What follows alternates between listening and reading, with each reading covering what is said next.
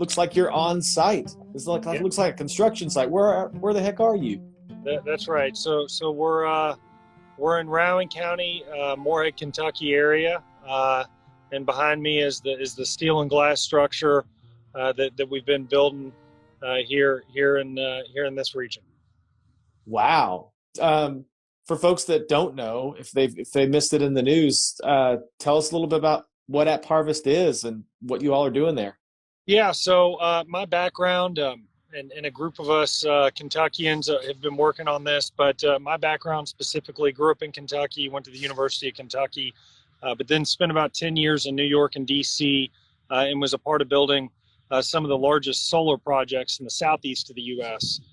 Making that transition from energy over to agriculture, and now building large-scale indoor grow facilities, and taking that experience from solar development and really moving it over to agriculture. But what we're building here is going to be the largest facility of its kind to run completely on recycled rainwater. It's a 60-acre under glass facility, a little over 2.8 million square feet. We're going to be growing tomatoes, various different variety of tomatoes. And the thesis around what we're doing and why we're doing it, our food in the U.S. travels around 1,500 miles before it gets to our plates. Our produce imports have gone up dramatically over the past decades, and we see about 60+% of tomatoes imported into the U.S. And the issue for that, from an environmental perspective, is we're trucking fresh fruits and vegetables 5, 6, 7 days on a semi truck before it gets to your table. Picking the fruit green, it ripens on the truck. You get all of the diesel miles as it relates to trucking. So the benefit we have of building here in Eastern Kentucky, and you all know this in Louisville, we can get to about 3/4 of the U.S. population in a one-day drive. Wow, so yeah. we're getting those trucking miles from 6, 7, 8 days down to a day, dramatically decreasing our diesel on trucking. And then the facility itself, the way in which we're growing, using technology to align with nature, putting nature first, and then layering the technology on top. We're capturing all the rainwater on our roof. Oh, wow. We have a retention pond that's the size of about 750 Olympic-sized swimming pools, where we collect all that water, don't use any chemicals, UV treatment, and run the facility completely on recycled rainwater. Wow. So less diesel miles to get the food directly to a consumer, and then running on recycled rainwater. And not only that, we use about 90% less water than open field agriculture, because growing with a hydroponic system allows us to get the water directly to a root. So we're really excited about the project, but more importantly, we're excited about where we're building the project here in the Moorhead area. Absolutely. And as I've heard you say, on the podcast, yes, it's really exciting to be building such a, amazing structure. Really, there's nothing like it in America. But really, it's the people and the place that matters to you. So why Kentucky? Why do this here? Well, I think all of us have a lot of us have a love for this state, but being in the energy world, and being on the other side building wind and solar projects, seeing what's happened in Eastern Kentucky over the last decade with the decline of the coal industry has been hard to watch. And family, friends that have been affected by the decline of that industry. And, I think collectively we've got to figure out, forget about having the conversation on coal, but what other industries can we bring into the region? And being here, think some of the hardest working men and women in the U.S. are the men and women that powered this country through coal. Coal alone did not power the U.S. It was the men and women of this region. So how do we utilize that talent and find another industry that could fit well here?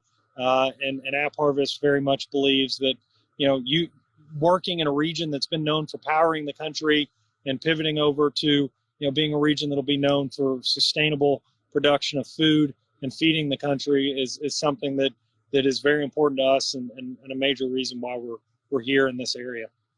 Yeah, absolutely. And what are you going to be growing in this big old greenhouse? Yeah, so tomatoes. So tomato on the vine, beefsteak tomatoes, and a variety of different tomatoes. And again, the reason why is it's the number one produce import into the country. So we're trying to bring the tomato production that's really much of it's been pushed out of the country, bring it back into the U.S. and put it right here in Eastern Kentucky where we're situated to get to the major markets in a day drive. Right. And you're an agricultural tech company. So what's the tech side? Um, a lot of different technologies that go into creating an overall system like this. The design of how we're collecting our rainwater is simple, but fundamental to what we're doing. And then the LEDs. This will be the largest LED installation of it, period. So again, we have 2.8 million square feet. LEDs coming from Philips. So this is the latest LED technology from Philips that we've worked the deal out with them. So a variety of different things. The climate controls, we say controlled environment agriculture because we're controlling the environment inside the greenhouse to optimize for the plant. So we're collecting the sunlight, obviously, but then adding on additional lighting to get the plant the additional micromoles it needs to grow, collecting the rainwater, getting the root of the plant, the amount of water it needs, precisely. So using technology to control the climate on the inside and optimize for the plant, give the plant everything it needs to grow on a perfect, summer day year round. So this greenhouse is going to have an ideal climate for that plant on a year round basis because we're able to control the climate through humidity controls, lighting, and various water systems in the facility. And that's where we've also tried to say a greenhouse is not a greenhouse, it's not a greenhouse. It's, as innovation evolves in every industry, what you would see is a plastic hoop house versus what we're building all could be deemed a greenhouse. But really what makes this facility unique is all the various technologies going in on side of the greenhouse to control the environment. Right. And you're going to need a lot of people to work this thing, right? Mm-hmm. Yeah, we've been hiring quite a few here from the area already, and we'll be up to roughly 300 people by the end of the year. So electricians and growers, assistant growers, maintenance managers, crop care workers, and trying to bring dignity and respect to agriculture that we've kind of lost over the years. We've American Farmland Trust has a great phrase: "No farms, no food," and we all need food, basic pillar to civilization, and we're going to do our best to try to bring dignity and respect to the workplace here. Great top end jobs here, but also the entry level work where $13 minimum wage, full health benefits. We're going to be offering classes in the nights and weekends to upskill folks.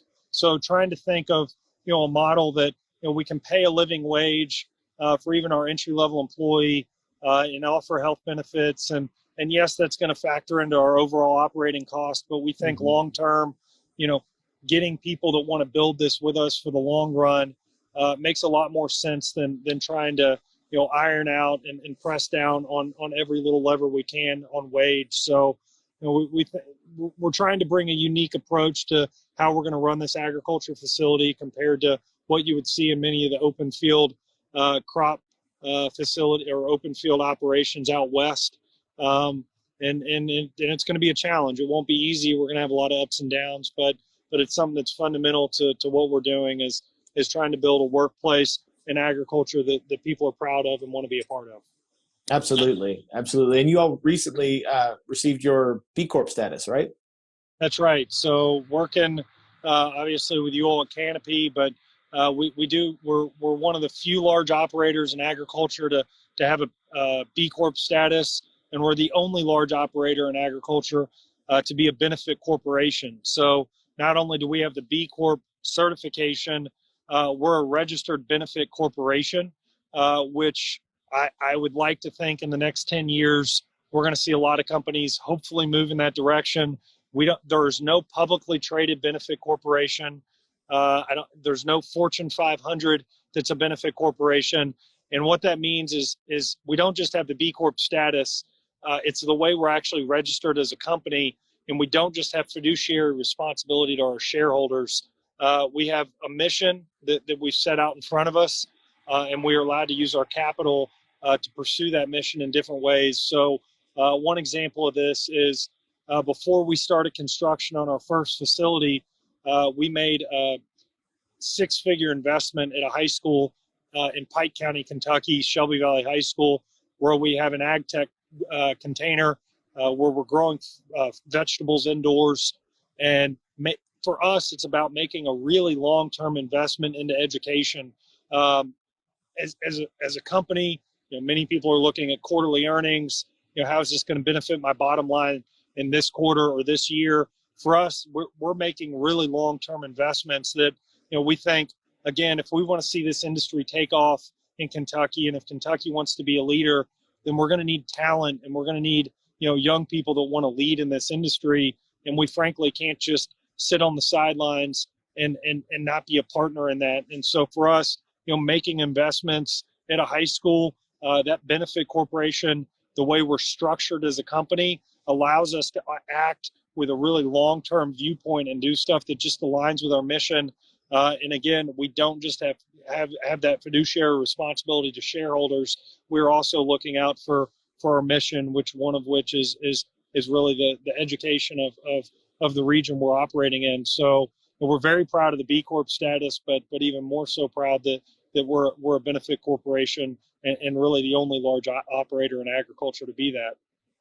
Yeah, and that's one of the things that's just so amazing about you all. Canopy is working hard in the state to help develop more companies that are registered as public benefit corporations and operationalizing their good, whether that be the products that they make giving back to a specific cause or community, or just the way that they treat their employees, and they're tracking their social and environmental impact. And so, in a lot of ways, you're helping us learn along the way, as well as you all kind of lead the way in this. Well, Ben, yeah, the work you all are doing at Canopy is incredibly important, and hopefully the companies you work with can look at AppHarvest as a bit of an example. I'll be very clear, we would not have raised the amount of capital we raised if it were not for our mission, if it were not for our commitment to our mission. The B Corp is secondary, something that just comes out of the fundamentals of what you're doing. But any entrepreneur, any business, any business that's been operating for the last 20, 30 years, if you want to be a business operating in the next 20, 30 years, people need to take this incredibly seriously. And what Canopy is doing to prepare our companies in this state is very important, because if we do not move in that direction, companies are going to get stamped out. They'll get stamped out by the consumer. They'll get stamped out by the capital markets, where capital and investors are looking for companies that are aligning with people and aligning with planet. And the work that Canopy is doing is very important to individuals across our state and companies, to make sure that we're creating a landscape for that next generation of companies, whether it be, again, startups, or more importantly, retooling our incumbent companies to lead and not just be falling behind. But I can't say enough that how important it is to make sure your company is aligning with people and planet in mind. And again, the consumers are demanding it nationally and globally. Investors are demanding it, and it's just a place we all need to be going. And there are really few voices in our state leading on this, and Canopy is obviously one of the strong institutions that's come about to lead, and whatever we can do to be supportive of you all. Because again, as a Kentuckian, selfishly, I'm going to be here for decades to come, and I'm excited about what our state can be in the coming decades. But it's going to take folks like Canopy and people working with you all to make sure we have exciting, vibrant companies here in the decades to come, because it is going to be a challenge. It is going to be hard, for companies to transition. But this is not some greenwashing, and it's not some optics thing. It's something people need to take very, very seriously, as capital and consumers are moving in that direction. Yeah, you used a phrase there called, you said incumbent companies. which I thought is so interesting because consumers are voting with their dollars. Talent is deciding, and there is a bit of a shift right now where you know, workers and customers are nominating the companies that they want to see succeed by voting with their dollars. And thinking about existing companies as incumbents in this kind of future race is a really that's a really interesting parallel that I find that really fascinating.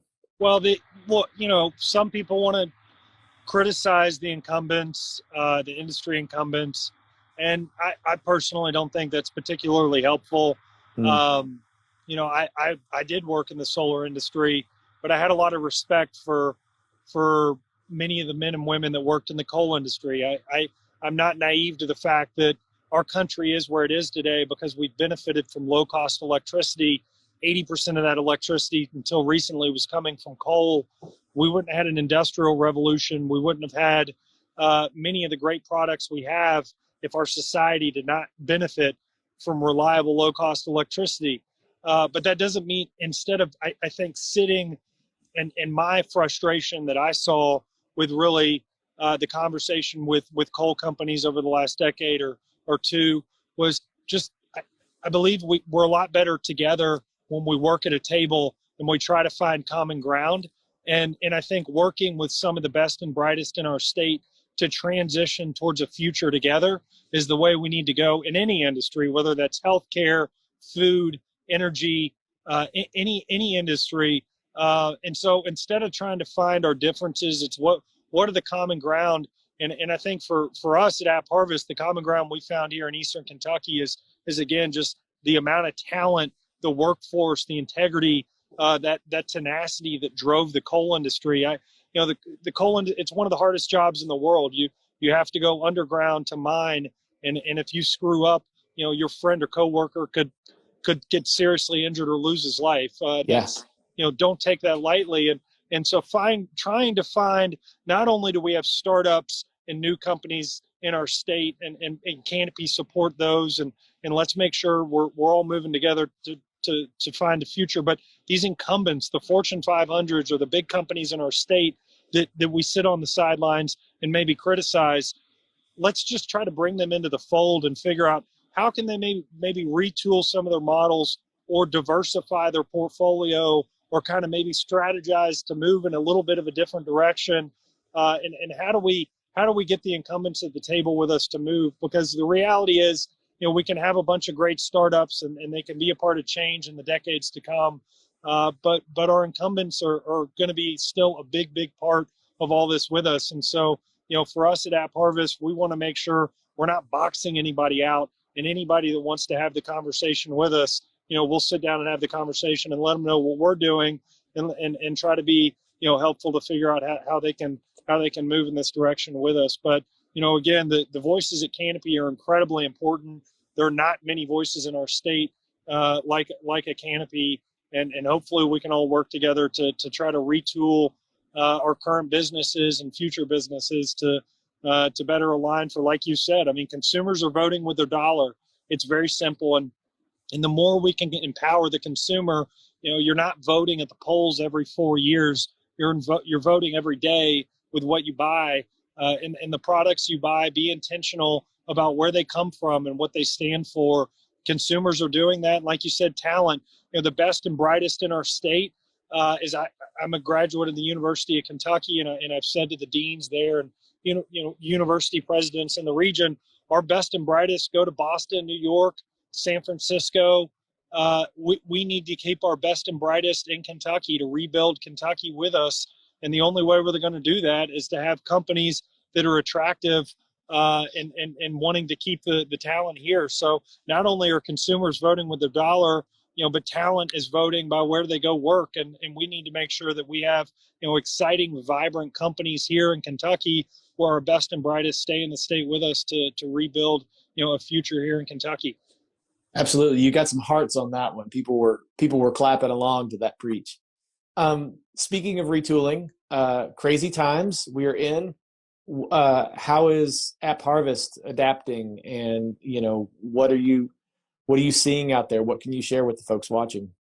Well, it's clearly incredibly challenging and just heartbreaking on so many fronts. I did live in New York for a little while. I grew up in Kentucky, went to undergraduate here, then moved to New York after that. And so our community director, Ramel Bradley, who I met when he played basketball at Kentucky, he's from Brooklyn. He's up in Brooklyn right now. He'll be coming back down. He's going to quarantine and find a way back down eventually. But hearing the stories of what's going on in New York, it's heartbreaking.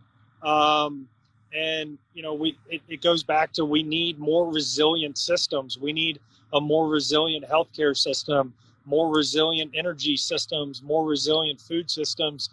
So unfortunately, at AppHarvest, we were tracking this fairly early in February. We were hearing rumblings, what was kind of happening internationally. We have a lot of international partners and suppliers that have been supplying our materials. So we did make early adjustments and measures to where we have not been impacted at all. Our construction has stayed on track. We have the benefit of being on a 300 plus acre farm. So we do have plenty of social distancing. We put hand sanitation. So in the short term, it's impacted us in no way. But again, coming out of this, I think we all need to take a hard reality check that these once in 100-year occurrences, could be happening to us once every 10 years, whether it's food, healthcare, or energy. We have a world of 7 billion people. We could be at 9 or 10 billion people by 2050. It's hard to manage this many people, and we take for granted our food, our energy, and our healthcare that is so wildly vulnerable and so fragile. And we need to all be active citizens to figure out, how we can build stronger communities and more resilient communities. And it's incredibly unfortunate, and hopefully we'll get through this sooner rather than later. But coming out of it, I hope we don't just go back to life as normal and forget what got us into this situation. And I hope that our political leaders, our business leaders, our community leaders all take a real hard look at how we prevent this from ever happening, so that we're not in this same circumstance years down the road. Yeah. And what do you feel like the opportunity is right now? Well, the opportunity is to look long term. It's not easy to look, the way we've structured our society here is, CEOs are pressured by quarterly earnings calls. Politicians are pressured by an election every 2 or 4 years. And there's a lot of short-term thinking and not a lot of long-term solutions. And unfortunately, facilities like this don't get built in a quarter. They get built in years. And healthcare systems don't get rebuilt in 6 months. They get rebuilt over a long-term investments. And it just takes a lot of long-term thinking. And I think collectively, we need to be working with our companies, our politicians, community leaders, nonprofits, to force long-term solutions. We need to be looking at the 10, 20, 30-year horizon, and not what's happening every 3 months, 6 months, or year. And it's hard. How we get there, I don't know. The public has to be vocal and pushing for this. And hopefully coming out of COVID, look at the movie stars and the athletes and everybody sitting at home, and the musicians, we're all in this together. And I hope that they realize they have a lot of voice and a lot of dollars, and they need to use their voice to push our leaders to force long-term solutions. Because if they don't, these musicians are going to be sitting at home when there's an energy crisis, or they'll be sitting at home when there's a food crisis, or they'll be sitting at home when there's a healthcare crisis. There can't be just a few of us working to try to solve these really long-term solutions. And our athletes, our musicians, our influencers and actors and communities and nonprofits in any regard, we need to use our voice to push for these long-term solutions. Because if we don't, we're going to see a lot more problems over the decades to come as our world just rapidly expands from 7 billion to 9 billion. Right. Beautifully said. And that is the opportunity, is to take this time to stretch out, think long-term, really look for how we can provide value to our communities and how we can push our leaders to help move that along. When are people going to be able to get tomatoes from you? Later this year, Ben. We're excited. We'll send you We'll send you a bunch. I can't, I can't, I can't wait. Canopy will have a light. We'll be rolling in tomatoes. Yeah, later this year we'll be selling to the top 25 grocers. So whether it be Walmart, Costco, Kroger, we'll be at many of the major grocers across the East Coast, Midwest, and Southeast of the U.S.